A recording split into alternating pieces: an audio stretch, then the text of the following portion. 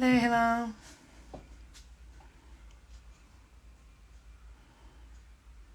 Hi, Kelly. Hi, Shan. Another Shan. So, as per usual, we'll just wait for a few people to join and then we'll get going.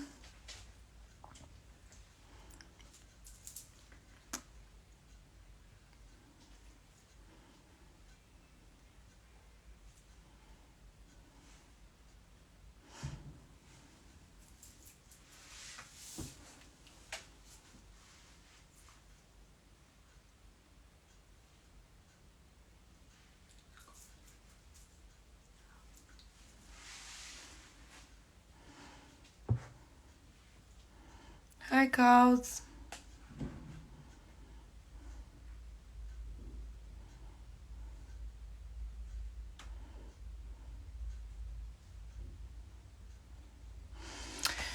Okay, I would have waited for just a few more people to join, but it's okay. We'll get started anyway, because otherwise I'm just going to be sitting here in silence.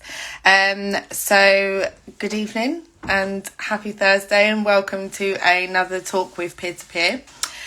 So today we're going to be covering anti-knife crime. And we were due to have two guests on today, but unfortunately one of our guests can't make it, just for personal reasons. So we are still going to have another guest come on. Her name is Shae, and she's going to be joining us today. We're just going to be kind of covering the kind of just discussing about what knife crime is, and also ways that we can try and help our young people to kind of try and steer away from it, and realize that there are other ways that they can kind of resolve conflicts and stuff like that without having to result in using a weapon. So as per usual, I'll start off with my statistics. So the figures for the year ending March 2020 showed a 6% rise in offences involving knives or sharp instruments, and this was recorded by the police. Bear with me. I think that's Shae, sorry. I think Shay's just joining us now, guys.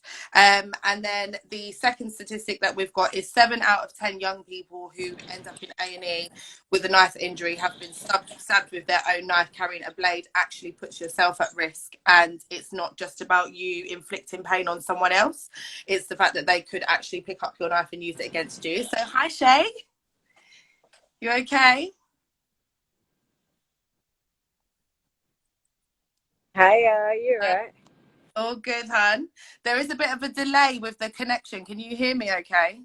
Yeah, I can hear you. Yeah. Can All you right, hear me? cool. Yeah, all good. So welcome to our live, and thank you so much for joining us today. So for just to kind of give everyone an insight into who Shae is and what she does. So Shae was actually has actually been stabbed herself in the past. So she's been very brave and very strong enough to want to come on and kind of share her story and tell us about how she kind of got involved in it in the first place. And also she wants to share her amazing story of how you got past it and what you're kind of doing now to give back to the community, and how you're helping young people in the same kind of position that you was in. So if you want to just start from the jump, like if you want to just tell us how you kind of started getting involved in gangs, or anything kind of related to that, and just take it from there. Cool. So this, I love when people say involved in gangs, because I think for me, although I was in a gang, we Yeah, weren't really a gang. We were a group of friends who yeah, happened to live in the same area, or we went to the same school, and we knew the same people, so we were just always together. yeah, Uh, so yeah, I think in the hood, or in gang culture, a lot of the times you hear the story of people get recruited and stuff like that. And whilst that does happen, 9 times out of 10, it's just by chance, because you either your cousin's involved in a gang, or you know a group of people, so you're together. So that was my story. I was just hanging around people on my local estate, really. yeah. And so that the people that you were kind of hanging around with, you'd say that they were your friends. Are you still in touch with them now, or? Yeah, so a lot of my friends died, a lot. But those who are alive, I talk to them every now and then. I don't live in my area anymore. I moved out years ago. Yeah. But yeah, some of them I'm in contact with. So did you move out of the area because of what happened to you, or did you just want to kind of get away from it all? Um, do you know what? My mum moved out of London, and then I was like, look, this is a perfect opportunity for me to stay in London, but get away from what I knew. Yeah, I was in a transitional stage. I was about 18, 19, so I was in a transitional stage of my life, and I just wanted to get my life together, really. yeah, yeah. And how old were you when you kind of started witnessing any kind of gang related crime, or any kind of crime involving a knife or anything like that? 12, 13. Wow. I think about 13, one of the elders got shot on our estate, actually, which was unheard of um, at the time. And then, sort of, so 2003, 2004, that's when you really started to get the postcode wars and all stuff like ends. And I think it just heightened, like, we lost people over music. Yeah. Yeah, so 13, 14, 12, Wow. 13. That's so young, but do you know what the kind of harsh reality of it is that that is still happening now. There's still so many young people that are the same age and sometimes even younger than what you are now, who Yeah, are a themselves lot caught younger. up in the same kind of thing and just basically thinking that that's the road that they want to take. Yeah. But we've kind of got services like ourselves, and obviously what you do as well. Obviously, you can go into kind of detail afterwards. Mm. But them kind of getting involved is so important, to have services that these young people can actually access, to be able to show them that that's not the road that they need to take, that's not the life that they need to be a part of. So it is Yeah. quite sad and upsetting to hear that you was actually part of that statistic, and you were so young when you was kind of exposed to things that you weren't supposed to be exposed to. um Yeah. just like, how long would you say that you was kind of involved in it all? What did you witness? I mean, I think it's important to highlight exactly what you witnessed. I mean, Yeah. you don't need to say no names or anything like that. Just kind of explain what you saw, how it made you feel at the time, and if it's still affecting you now. Yeah. I think I saw everything. I can't lie. I saw um, drugs, and that, like, I want to say, because before I even step into what I saw, a lot of times people blame parents, and to be fair, my mum didn't know what I was involved in at Yeah, all. There was no, at home I was the daughter my mum raised. yeah, yeah, On the road I was someone else, because when you're involved in a hood, you have to, like, we all do it. We put on a mask. yeah, cool. Um, so yeah, I saw drugs, I saw knives, I saw guns, I saw people, like, fights, people getting stabbed, um, people dying. Like, I, my best friend, before she died, I was actually with her on the day, and then 2 hours later, she was murdered, and things Wow. like that. So um, yeah, I saw a lot of it. Does it still affect me today? I've actually been talking, because I work in a new area and I've been talking. I think, yeah, it does. Yeah, Because I lost a lot of friends between the age of 14 and I think 19. I lost a lot of people.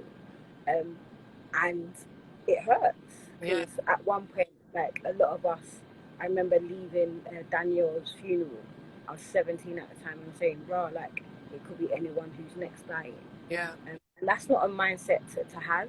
Like, it's that's not right. At the time, it was normal, but as an adult, I'm like, "Whoa, that's really That's mad. dangerous." And at Yeah, that age, to kind of be dealing with that at that yeah. age, I think is mental. And if you don't mind me asking, like, how did she actually pass away? Was it through knife Um, or? Yeah, so Danielle got stabbed 38 times around her body and ripped 8 times in her head. Yeah, it was mad. And was this Mad. done by another female, or was it a No, male? a male. And what was Yeah. it over? It's just, yeah, there. I don't want to get into No, that. no, no, that's fine. That's not, Yeah, it's cool. that's giving me goosebumps. Like, I just think it's so mental and such a traumatic way to die. And I'm so sorry that you had to experience that at such a young age. And I'm sorry that she had to pass away like that. I think it's so upsetting to hear stories like that, because when you're so young, you've got so much life ahead of you. And I just feel Yeah, like taken away in that kind of way, it's so brutal and it's so ruthless. And yeah, I think it's, as much as you can talk about it now, and I think you're so strong to be able to talk about it now, I think it's amazing. But even for me to hear that, it's difficult to hear. Do you know what I yeah, mean? So yeah, it's like you're coming on here and you're speaking about it, because I think it's so, so important for people to hear about this happening. Because the reason why I was so happy that you wanted to come on the live is because it's unheard of women. People focus a lot on young men, especially young black males, for example, who are caught up in gangs and they're going around and stabbing and shooting each other, and it's always kind of male orientated. We don't hear too much about the female aspect of it. So I think it's amazing you're coming on here and you're giving us that insight. I mean, yeah, my own kind of personal experiences, it was nothing on the level of that, but I experienced being 14, 15, and kind of growing up around in an area and associating myself with boys and hanging around with boys who were part of a gang. That my son's dad was part of a gang when we was younger and stuff like that. So I have a kind of inkling and an idea as to what it was like, but I was never ever exposed to it as much as you were. So hats off to you to be as strong as you are now, and getting through it as well as you are. And yeah, just hats off to you. So obviously your friend passed away when was she 17 as well? yeah, yeah. We Yeah. were like 10 days apart in Wow. age. So you was Yeah, both 17, not even adults yet, 18. You not weren't at all. 18 yet, and all of this madness happening. So just like after that, what kind of went on, or continued after that? What else kind of happened around?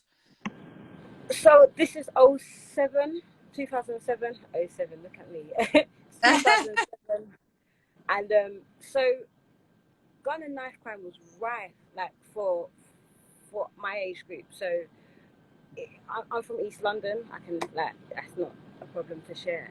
And you Yeah. would see just all over East, people are dying. So like where I lived, um, we had Daniel pass. We had one of the younger boys pass. Like 2 weeks after that, 3 weeks after that, we had people, and this was all because of ends. And where Yeah. I lived on a borderline of three different areas. Yeah. So people were dying from these areas which are literally 5 minutes walk from my house, and Yeah. I knew them. Either we're in the same area, we went to the same school, so I just saw just people dying, dying, dying. And for me, like I said, when I left Danielle's funeral, it was like, rah, am I next? And that was all in the mindset. We when we're seeing people, like I remember leaving my house with my little brother and stuff, and saying bye to my parents or bye to my mum, thinking, right, I may not make it. And I remember one time my mum said to me, just after Daniel died, she was like, I'm just so thankful that you come home every night, because I know that you're safe. Yeah. And I've never really, even to this day, I've never delved in with my mum about the loss of Daniel or that season, because it's difficult. Um, I don't want to know the impact of what's happened to my mum simply because of that. But I know for me, it's like hearing that, I was like, rah, the life that I lived and the friends that I had, seeing people die, although it was normal to me, it actually impacts people a lot more than you think. And it's only now in reflection, seeing other young people going through it and reliving the emotions. It's like, wow, this is heavy. Yeah. Do you know what I mean? Like Like people see it when normal. young people that are still so young and still kind of in their prime, they're still full of energy, they're still like raring to go. I feel like they're so resilient. I think young people are so resilient that they Mm, don't actually experience the effects of what's happened to them until they get a bit older, and they're like, wow, okay, yeah, this yeah. in this part of my life, or even if it's little things, like I say little things, they're not little things, but even if it's something like flashbacks or night Mm, or dreams, because I feel like you become more you become more aware once you get older. When you're younger, you're like, nah, I'm a part of it, I'm involved, I've got my people yeah, with me. Do you know what I mean? Oh, just come a bit yeah. Sorry. Let me put my headphones. Yeah. I'll come. Let me Um, just come closer to the mic. I'll hold it. but yeah, like just when they're kind of full of beans and they're involved in something, I feel like they don't kind of experience the negative side of things until they get a bit older. What I also feel like Yeah. what happens in a lot of circumstances is you have young people who might not have that kind of family environment at home, or they're not getting that kind of feeling of being involved in certain things, whether it's at school, whether it's with their Mm. family, whether it's with their direct parents, whatever it is. And they sometimes do look to their friends, which is fine, their friends outside of school or even inside school, they look Mm. to their friends or external people to give them that Yeah. family vibe, to give them that feeling of them being wanted and them being involved and included. And then that Mm. kind of pushes them to feel like, well, this is my family, I've got to do anything for them. And if that means I have to pick up a knife, or if that means I have to pick up a gun, if that means I have to do this, that, and the other, to basically show my family that I'm there for them and that I'm a part of this, that's how they can sometimes get their way into it. So I think it's Yeah. so important to also create awareness for parents and Yeah. Definitely. carers, whoever these young people live with, whether it's their aunt, their uncle, whatever. We all know everyone has different situations at home, Yeah. but just Yeah. making it aware and basically making them know that they need to look out for the signs. If your child is isolating themselves from you, or they're kind of taking themselves out of their house and they're not coming home at night, and all of these kind of signs, I think it's so important that us as parents need to look out for. Like I've said already, obviously this is a little bit more related to what next week's subject would be, but Mm. for that, if my son came home with £200 trainers on and I've not bought them trainers for you, do For you think real. I'm going to check what you're doing, or I'm not going to question Yeah. you? If I haven't given you that £200, or your dad has not given you that £200 to go and get them trainers, Mm. where are you getting it from? I will always question. So I think it's so important for parents to be Yeah. their children. It's the same thing. I don't know if you tuned into the live that we had before, but we was talking about online safety, and it kind of works Mm. like just checking on what your kids are doing, making sure that they're staying safe, being 100%. his business like there's no tomorrow. You are the, Yeah. and we have to keep our children safe. We have to prevent them 100. involved in certain things that they shouldn't be getting involved with. I would never want my child to kind of go down that road of feeling like he has to pick up a knife or he has to pick up a weapon to protect himself or to make him feel big and bad, or because an older has told him to pick it up or whatever. I would never want my child to be in that situation. Mm. So to be honest with you, Definitely. also because it's my child, but I wouldn't want any young person to feel like that's what they have to do, Yeah. the road that they have to take. Do you know what I mean? 100. So just kind of moving on a little bit, like I know you kind of said what you Have I lost get signal? involved with. So let's talk about, obviously, if you do feel uncomfortable at this point, please feel free to say like I don't want to speak about that. Let's talk about when you actually experienced being stabbed yourself.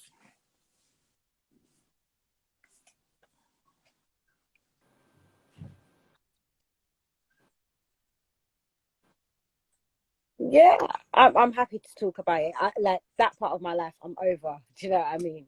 Yeah. So I was 14. I was outside my house. I can give you dates, but it's not important. So I just found out my friend was in hospital and he had a few days to live because he had a heart problem. So Wow. everyone was out on the estate. We had a local sort of youth club. And on that day, my mum said to me that oh, can you hear me? I can hear you, babe, but the picture's right. Oh, there we go. We've got you back. Yeah. That's fine. All right. Yep. Yeah. Uh, oh, yeah. So I was outside my house. My mum banned me from going to my youth club just because I had a detention. So my mum was sort of involved in my house. So there was a couple of us just outside my house. And we were all upset because we found out my friend was dying. So this girl comes along and started just arguing with one of my friends.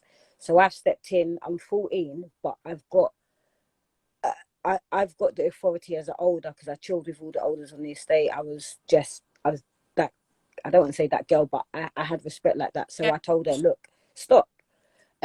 She pushed him again. I was like, no, we don't do that. Like, we're together. We're all upset. She then pushed me. I switched. I had a short temper at the time, so we're now fighting. And just context, with this girl in particular, her family, I've had fights with her older brother and stuff like that. So we've already had beef. We've already had problems. So whilst we're fighting, her brother comes. I don't know where he comes from, but I'm assuming he comes from his house. Yeah. He runs up behind me, stabs me. And that's it, and runs off. There's people there, like, it's crazy because I look back, there's people there. I didn't realize I got stabbed, so I'm fighting her and I feel wet on the right side of my body. So as I'm holding her, I reach, like, just touch my side, pull it out, and I'm like, "Rah, my hand's wet." So I was like, "Oh, I've been stabbed." Pushed her, and I run home, like, because I'm outside my house. And even that whole, some of it's a blur. Yeah. But I just remember going home, and then my mum's calling the ambulance. My baby sister, who's now 16, was only 10 days old at a time, so it was it was Wow. hectic. And on the day, and I share this all the time with people, on the day I was wearing a puffer jacket, like one of them hench puffer jackets, a jumper, two t-shirts. And the doctor said to me, literally, he goes, the only thing that stopped the knife from going into your kidney was the fact that you're a bit chubby. Now, I laugh at that now, but that saved me. Like, being bigger actually saved me. Do you understand? And getting stabbed, you know, I was quite fortunate. It didn't pierce my kidney, but what it does to the mental side, Yeah. like, and also I had a reputation. I'm thinking to myself, what happens if someone else does that to me? What do I now need to do? Like, in my head, I was like, I need to start protecting myself. And that led to a whole heap of other stuff, which by the time I was 14, do you know, so I'm young. So by the time I get into 17, 18, I was a different person. But Yeah. fortunately enough, I had a youth worker who lived on the estate, the youth club I was meant to go. So she literally, the moment she found out I got stabbed a few days after, she literally pulled, like, just took me under her wings. And I think that was a key thing because she was able to sort things out. Obviously, knowing the person who stabs you is a different mind game. A lot of people get stabbed by ops and stuff like that. This guy wasn't my op. I brought him on to end, sort of thing. So yeah, it was crazy.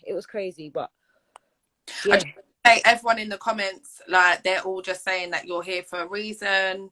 Thank God you're here. Like, everyone's just giving you good vibes, and I agree with everything. Thank you, people. I do believe that everything does happen for a reason, and if you wasn't meant to be here, you Yeah, wouldn't. man. Are. And I feel like the fact that you've For changed real. life around, you're now giving back to the community, you're doing amazing youth work and all of that kind of stuff that you're doing, that is the why you were supposed to stay here, and that is the reason why it didn't pierce your kidney, and that's the reason why you're still here with us. And I think it's absolutely Yeah. amazing, and hats off to you. Like, I know I keep on saying it, but I actually have a sense of, like, admiration for you that you did manage to Oh, get thank you. that, and you've done amazingly. But after that kind of happened, like, what happened with the guy? Was he charged or anything like that? Was he arrested? Yeah. So two parts. So the people on my estate, the hood done what they had to do, sort of thing. Me, I stayed in my house because that's what you do. And then yeah, he got arrested and he got charged.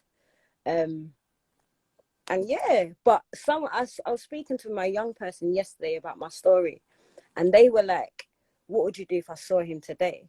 And in all honesty, I was just like, I walk past him like it's normal. Like, my life has changed so much to hold that grudge, and I'm quite fortunate. Like, I know, like you guys said, I'm fortunate because, one, I'm alive and I didn't die when people are dying over smaller stab wounds. Do you know what I mean? And two, I've grown up, and I think there's more to life than this little fight. I don't know why he done it. and I don't think I'll ever know. Um, Yeah. but Hannah's just said to I think, go to the police. did I want to go to the police? Uh, no. No, my mum called the police. My mum and my neighbour called the police and the ambulance. So once you call the ambulance and it's a stab, the police automatically gets called. Yeah. So I had to think, did I Yeah. feel it was safe enough to go to the police? Um, I was 14. I don't know. I didn't really have, at 14, 13, I was 14. I don't think I really had many encounters with the police. Mm. At that age. I know as I got older, going to the police was a big no. Yeah. But yeah, at 14, I just went with the I flow. think when you're kind of associated to an extent, I mean, even with myself, sometimes I do Yeah. feel a little reluctant to kind of go to the police and tell them what's happened. If it's a situation where you can kind of continue on and be like, right, okay, it is what it is. What's happened has happened. I don't want to Yeah. get involved. Let me just keep it moving. It was a scrap or whatever that escalated. I mean, obviously, we have to advise young people to want to go to Oh, the police. 100. Have to push for, Yeah. advise them to do that. But I also think it's the kind of situation of like, I'm not chatting to the police. I'm not. We'll handle it ourselves. And I think that's where this whole gang on gang, postcode war, all of this kind of stuff just keeps on going round and round and round in a vicious circle, because that person's stabbed that person, then that person's like, well, no, I'm gonna stab him back, and then someone else is like, well, no, I'm gonna go and stab his friend because he stabbed him. Like, do you know what I mean? It turns into a whole thing, Yeah. and then everyone's just stabbing and shooting everyone.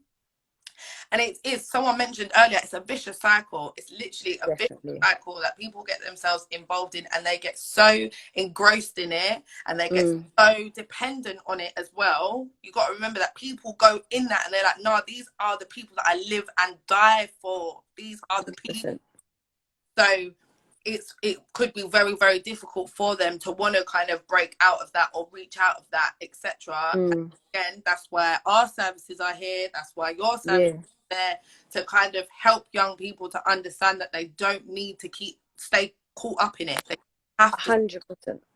Do you know what I mean? So I think Yeah. that's really important. So yeah, like what would you say? Have you got like physical scars on your body? Like, how does that affect your kind of mental state? Do you have any flashbacks Yeah. or things like that?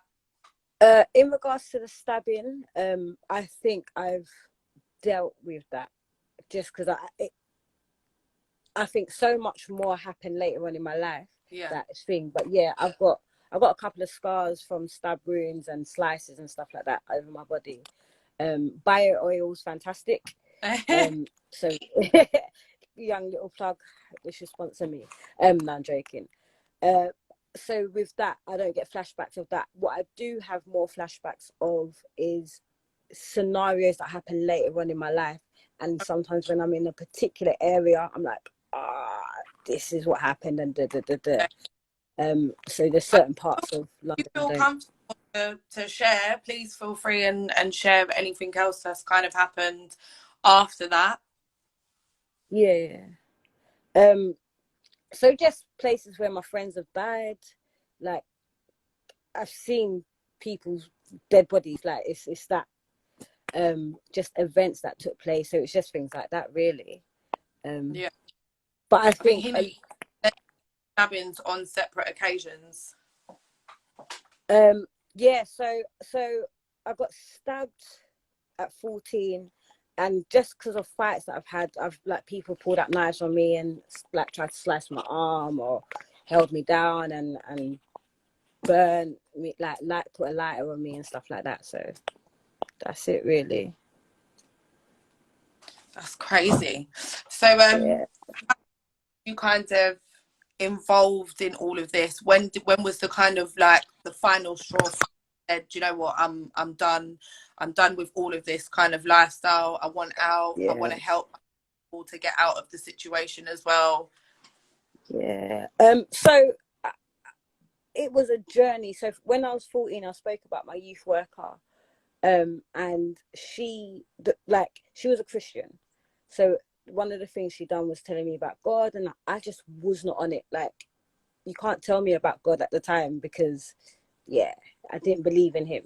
But if Um, you're in the right mindset, you're not going to listen. So yeah, I get it. I didn't. There was too much. But Yeah. a key thing with my story and my journey is that she told me to go. Like, she said she was praying for me, so I was like, oh, that's different. Went Mm. back to my house a week after. She felt for her. She was like, oh, I want you to come on mission with me to America.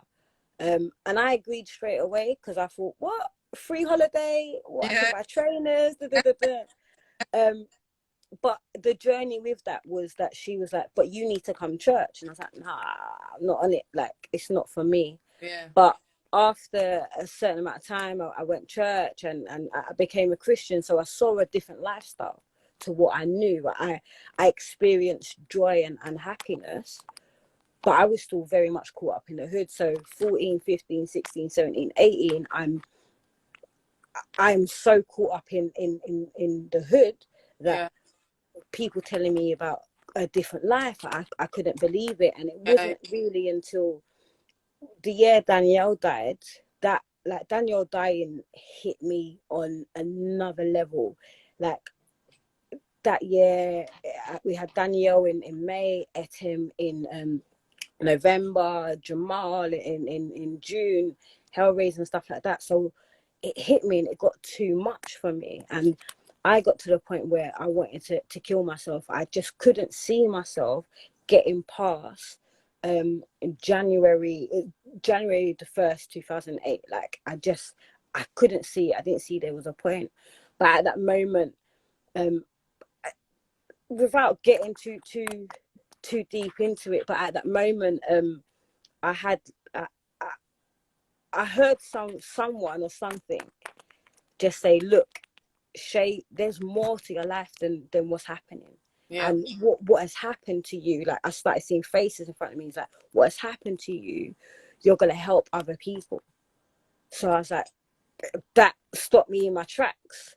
I'm there. I joined drama school at 18 in my last year of college. And my youth worker, my drama teacher, she sorry, I'm popping up in my face. That's all right. Um, my drama teacher gave me an opportunity to work on estates in Hackney, helping young people with estate-based youth theatre. And I was working with 9, 10-year-olds who had the same situation that I was growing up in just in the hood. And I was like, I don't want any of these kids to get to 11, 12 and see what I see. So I was like, I'm sold out for this. Like, I want to help them. And that's really my journey, is that I wanted to kill myself because of what I saw. Obviously, I had this encounter with God. I had opportunities to work with young people, and I was like, this is where I'm going, and there's nothing going to stop me. And when you're working with young people and you're telling them one thing, I can't then leave my youth club and then go on road and be involved with a madness, Yeah. because I've got kids watching me and I'm trying to tell them to stay away from what I'm doing. So really, it was that job that, like, aside from God, it was that job that said, hey, let me stay focused. And I think I just started to pull myself away as people were dying and people went to jail. I was like, this is, like I said, I was 18. This is a perfect opportunity just for me to move off ends and start afresh. And when I'm ready to come back into it and try and help people, and by God's grace, I've done it. Do you know what I mean? You have Yeah. 100%. And everyone's just putting in the comments. And again, I agree with everyone that they're saying that this was your calling. This was what you were Mm, meant to do. This is the reason why you didn't pass away when you were stabbed, because you were supposed to be doing what you're doing now. And I think it's so important to just basically show people that there is a light at the end of the tunnel. You can go mm, through really dark times. You can experience true. such horrendous things and actually experience horrendous things happen to you, and you can come out of the other end. So why Mm, not try and avoid getting into it in the first and place and just skip yeah. that whole middle part of going through all the trauma, going through all the distress, all the bad Mm. experiences, and just skip to the part where you're like, I may not have experienced it, but I still want to try and help people not experience it. Yeah, Do you yeah, definitely. know?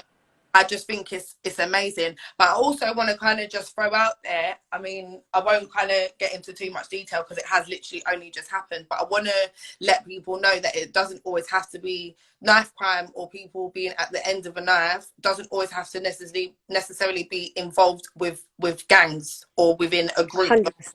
premeditated like offences or people just running around wanting to stab people. So last night my other half and his friend went out, they got into an Mm. argument. It wasn't even their fault. They literally were just in the wrong place at the wrong time. Fight broke out. My boyfriend was smashed in the face with like a police baton, and his Oh, friend was in the back last night. And I was like, look at the irony of it happening, yeah. right? And then I've got to come on the live and speak about anti-knife crime, and it's literally just happened. Like I took them both Mm. morning. Thank God. Wow. Like it's amazing that my boyfriend's friend didn't suffer anything but just a cut in his back. The police said to him that Sweet. if that had been like if that had hit an artery or if that had been an inch to the left or something like that, he would have been gone. He would have bled out and he would have been dead. Mm. Yeah. Important, so important for people to realize that you can go and stab someone and your offense could turn from just like GBH Good. A. to Yeah, murder. yeah. Yeah, Someone yeah, for real. you stabbing someone one time, you could kill someone and that's it. Yeah, yeah, for real. That I experienced. So one of my friends who I used to be friends with, I actually met him after he came out of prison, but when he was 14, weirdly enough, he was 14 as well.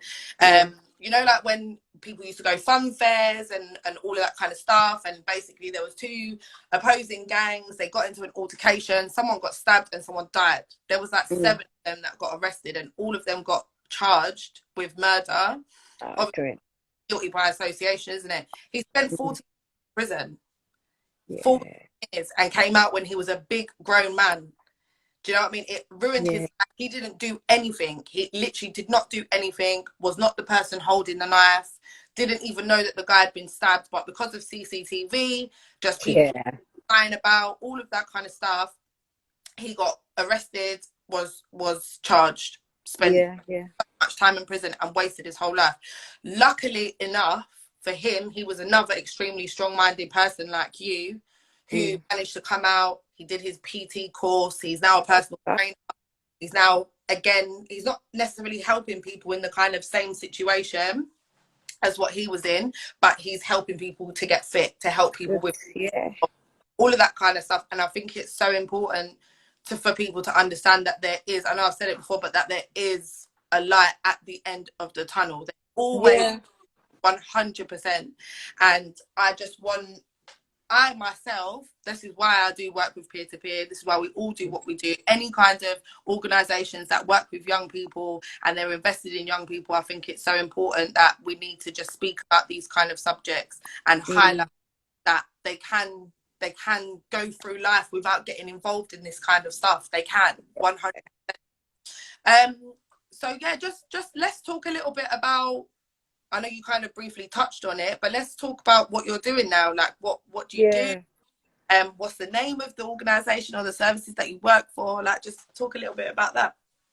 So I do a lot. So main now I've just recently gone back into youth work. So I was 3 years doing something else, working in community.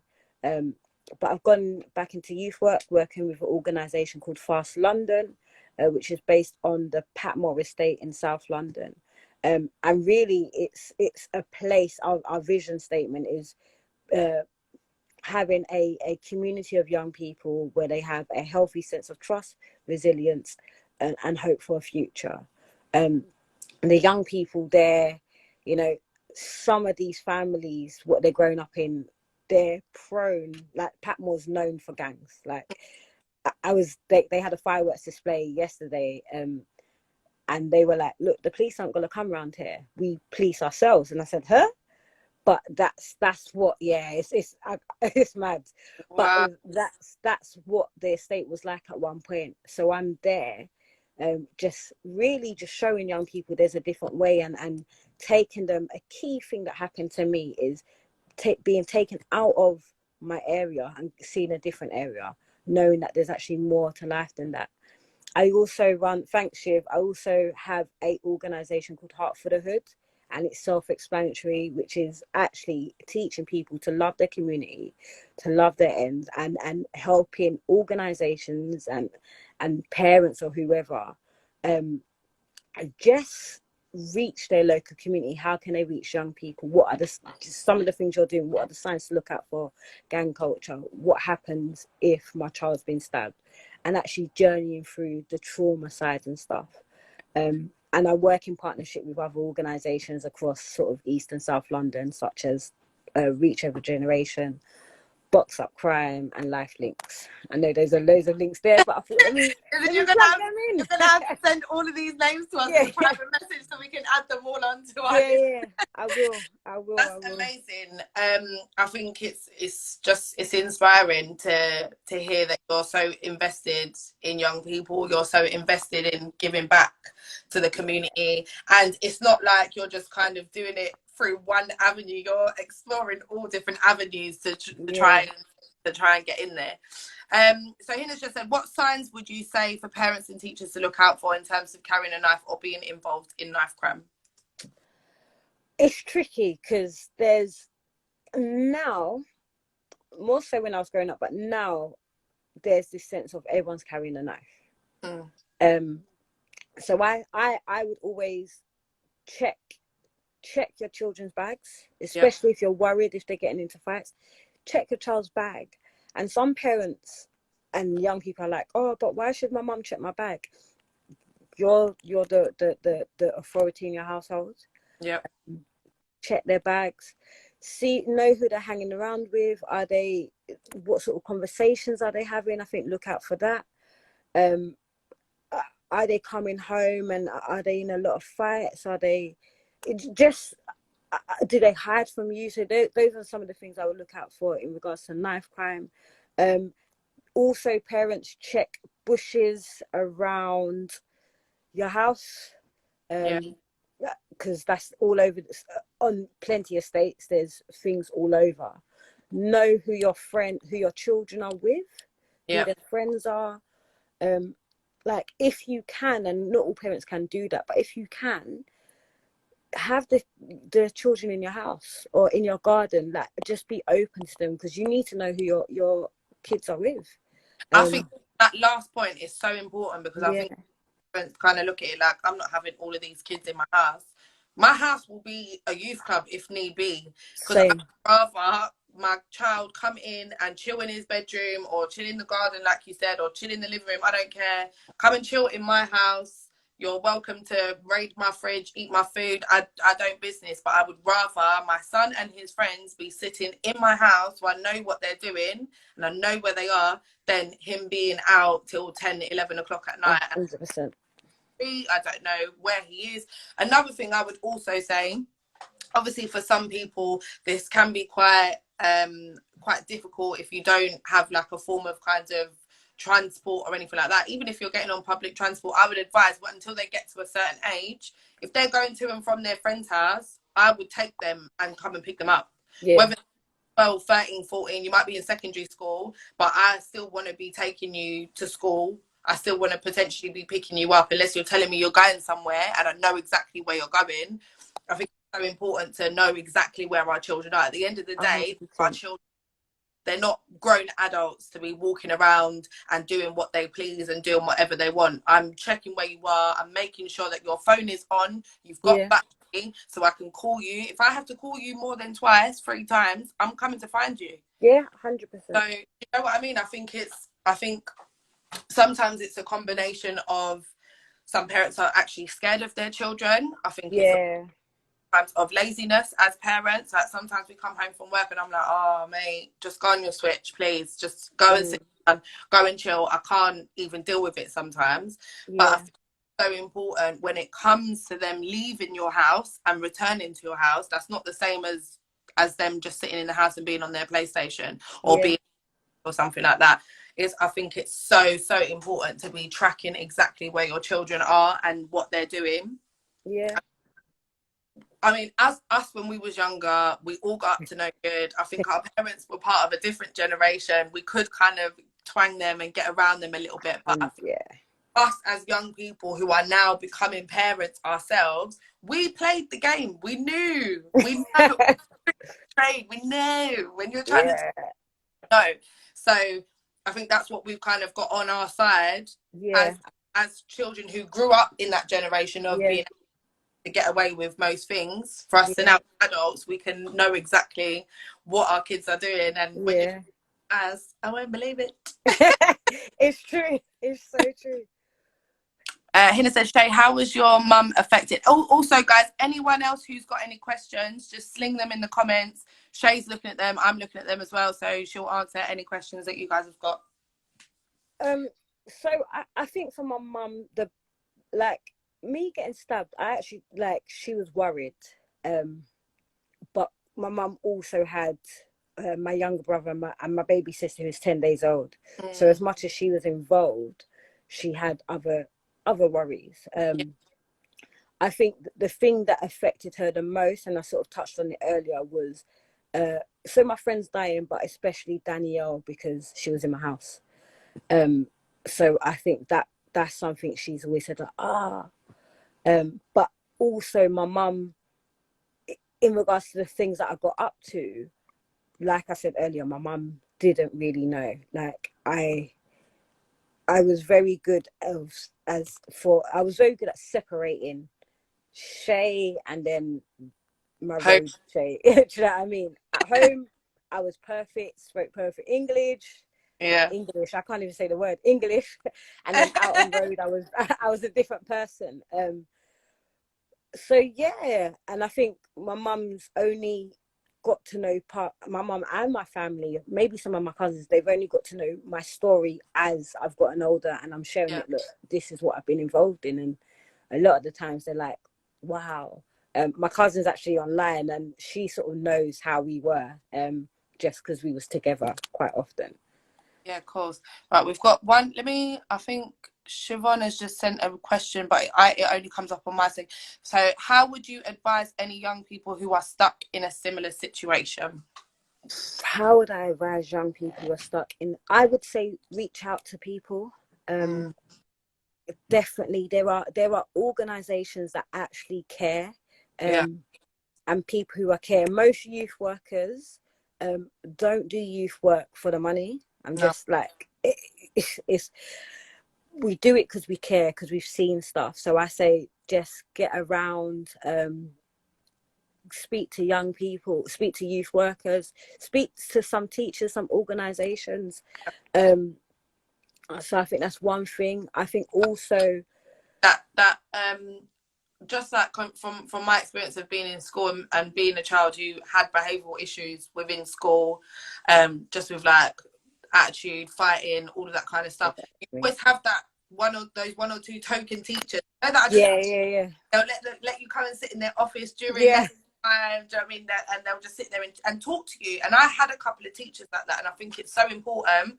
yeah Right, for young people finding that teacher, and also teachers being that teacher. Be that teacher 100%. on here, or anyone who knows any teachers. I think it's so important that we have to an extent, come down to a level with our young people and not so authoritative over them and say, I'm the teacher, you're the student, you need to listen to what I'm saying. They might be having underlying issues. They might be having issues at home. You know what's happening with these young people, and that's why it's so important to sit down and find out what is or what is causing them to behave in that way, because there's always an underlying issue, or it always so it's just about finding that kind of place and that safe haven in school with a teacher, and sitting down and just getting it off your chest. And the thing is as well, a lot of these teachers will actually keep it confidential unless they believe that your safety is at risk. 100%. To find out about it. If you're concerned about your parents knowing what you're up to, or if it is actually an issue with your parents and you don't want to face them, go and speak to your teacher and just get it off. I think it's so important to not bottle it up and not keep it in. Go and speak to someone about it. I agree with you. Yeah. So I think that's the key thing. Do some of these teachers be crazy though? Not yeah. Let's have a look. I know there's definitely another picture. Another question. Oh, we've got Auntie Tracy here. With some of the organisations you are linked to, are you able to give the parents advice? Um. Yeah. So as in giving advice in regards to what So, young people are doing. yeah, so if there's like an issue at home and these young people are reaching out to youth workers, are you in a position to be able to give parents advice without kind of breaking that confidentiality, just kind of Yeah. speaking to parents and saying like maybe you could address it in this way or something like that? Yeah, so I think youth work is a holistic support. So yes, you work with a young person, but if you can have a relationship with the parents, like I've got parents now calling my phone because of lockdown, and they're like, Yeah, "Hey, help me! I've been on the thing for 2 weeks."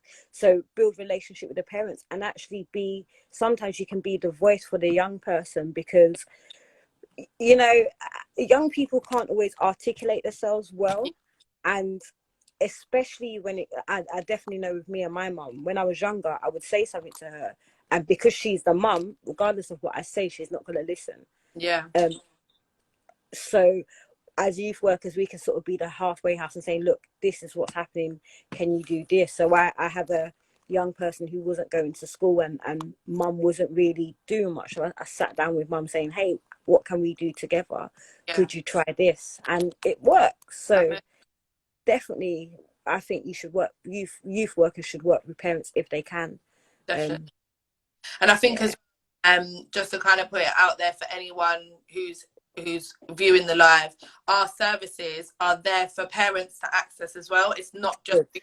for if parents want a bit more information. I mean, like I say every time, we're offering these workbooks at the moment which kind of covers what we've spoke about today, and they're free of charge. Everyone can access them. All you need to do is Mm. just send us a private message. So if you've got any parents, Shae, that might be Yeah, interested in receiving them, all they need to do is just send us over a private message and we can get it all emailed over to them if they want to just give it to their young person at home. We offer it to schools as well. Majority schools have been kind of expressing interest in them, but they're free of charge. They're for parents and young people as well. They actually have activities included in it. So if yeah, now that we're in lockdown, you're going to have to be trying to find things to do because come weekends and stuff like that, no one can go out and do anything apart from going to. yeah. So Well, that could be like a good little activity uh, yeah, to do. So yeah, if you've got anyone who might be interested or anyone else in the comments who might be interested in receiving the free workbooks, we've got them all ready to go. All we have to do is fantastic. over. Yeah. Yeah. But we have literally got 5 minutes left of this live, so we'll just wrap it up. But I just want to say to you, Shae, thank you so much for coming on. You've been amazing. You've been so brave to share your story. It's been amazing to have a direct insight to an actual woman who has experienced that kind of life as well. So thank you again, and I'm so kind of happy that you've got yourself to a place where you're giving back. You're investing in young people, and I think it's amazing. So Yeah, what we'll do, guys, anyone in the comments, Shae's going to send us over the names of the different organizations. We're going to yeah, put on a promotional post. We'll post them straight after the live, so anyone who needs to access them, please feel free to do so. And also yeah, post our standard helpline services as well. So guys, please like have a look at their Instagram pages. I know Siobhan posted a couple in there, but obviously the live will kind of be deleted up. So you might have to go on our page and see them. But yeah, Shae, keep doing what you're doing. You're thank amazing, and you. thank you so much. But we will definitely actually have you on next week as well, won't we? Cool. Yeah, yeah, Just come on and have a brief chat with us. So next week, guys, we're going to be covering gang awareness. So again, if anyone knows of anyone who might potentially want to come on the live as well and have their little conversation, doesn't necessarily have to be someone coming on and sharing their story. It could just be someone coming on and giving their opinions. That's what we're yeah. here for. So yeah, guys, next week Thursday 6 p.m. again, tune in and we should have the lovely Shae with us again. Well, thank you for having me. It's been great, Yeah. honestly. Okay. Have a good evening, everyone. And Bye. Yeah.